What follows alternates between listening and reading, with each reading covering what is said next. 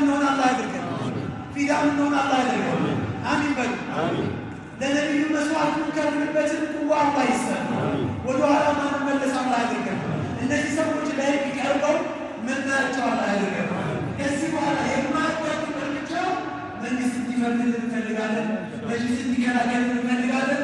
ይህ የሚያደርግልን ደግሞ ባለሙሉ ተስፋ ነን። የማያቋርጥ እርምጃ ካሁን በኋላ ማንም ሰው በነቢዩ ላይ ማንም ሰው የማይነሳ እስከሚሆን ድረስ የማያቋርጥ እርምጃ እንዲወስድ እንፈልጋለን። ትፈልጋላችሁ? ይህንን ነገር መንግስት እንደሚያደርግልን ጥያቄያችንን በተክቢር አንገለጽበት። ተክቢር ተክቢር ተክቢር። እኛ ጸባችን ነቢዩ ከተሳደቡ አካሎች እንጂ ከሚከተሉት እምነት ጋር አይደለም። ተቻችለን ተዋደን ተከባብረን ተዋውሰን እየኖርን አንዳንድ ሰዎች የሃይማኖት ጸብ ለማስመሰል የሚፈልጉት አቅጣጫውን ለመቀየር የሚፈልጉ ሰዎች አሉ።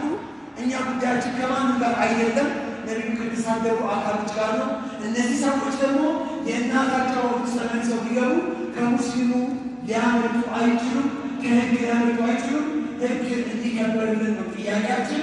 ሶስት አካሎች የምንጠይቀው የመንግስትን አካል፣ የሃይማኖቶች ጉባኤ እና መጅሊሳችን ነው።